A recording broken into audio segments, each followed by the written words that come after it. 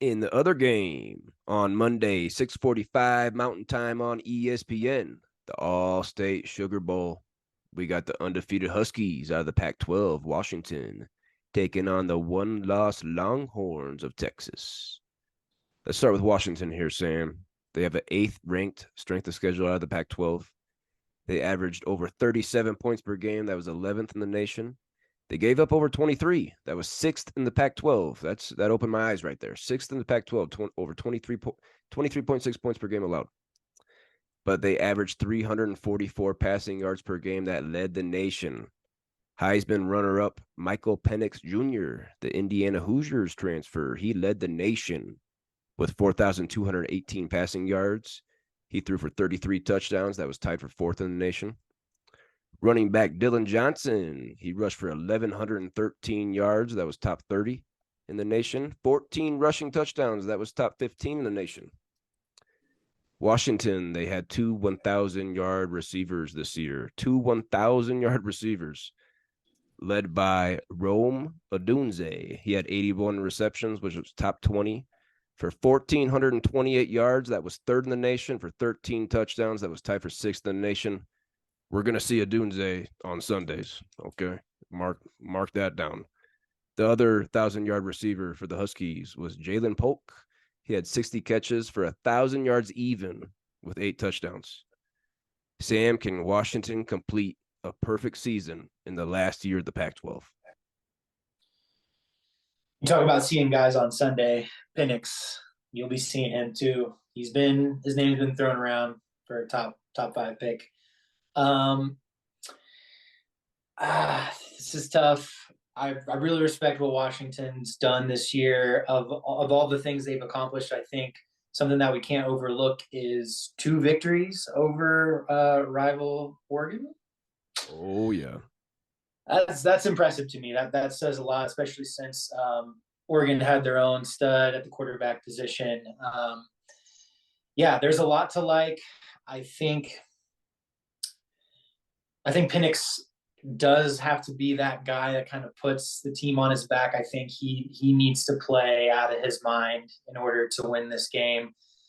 The passing attack is prolific, and I think, I don't know, they're impressive, but that's going to be tough. It's going to be tough against the Texas Longhorns.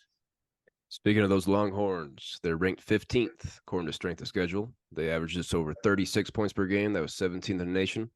17.5 points per game allowed. That led the Big 12 and was 13th nationally. Their quarterback, Quinn Ewers, sophomore, threw for 3,161 yards, 21-6 touchdown to interception ratio, and added 5 touchdowns on the ground. Junior running back Jonathan Brooks led the backfield. He had 1,139 rushing yards. That was 22nd in the nation and 10 rushing touchdowns. Also, another running back, freshman C.J. Baxter. He had 595 rushing yards. So a couple guys in the backfield there. Texas also had 3 guys over 600 receiving yards. Junior Xavier Worthy led them in yards with 969. Junior Adonai Mitchell led the receiving corps with 10 receiving touchdowns. And let's not sleep on sophomore tight end Jatavion Sanders. Look out for him next year. Sam, is Texas the one team here that no one's talking about? I don't think they're being talked about enough. They might be the dark horse. And what's really interesting to me is to look back and just see how each year they've gotten better and better. And I think that speaks volumes to the coaching. Yeah, they produce some really good running backs there. We'll probably be talking about him later, but will be John Robinson, the former Longhorn, had a great career there. Johnson last year. Roschon Johnson. Both of them. Yeah. And they let, as you just mentioned, multiple guys can feast in that backfield. They're doing the same thing this year. What I like about Texas over Washington is just, again, it's not so much Michael Pennix and 2,000-yard receivers. You have a couple of running backs, a couple of receivers, a good defense. So they seem a little bit more well-rounded to me, and I think not maybe having as much pressure as the other teams. They might be a dark horse, might go all the way. For this game pick here for the Sugar Bowl,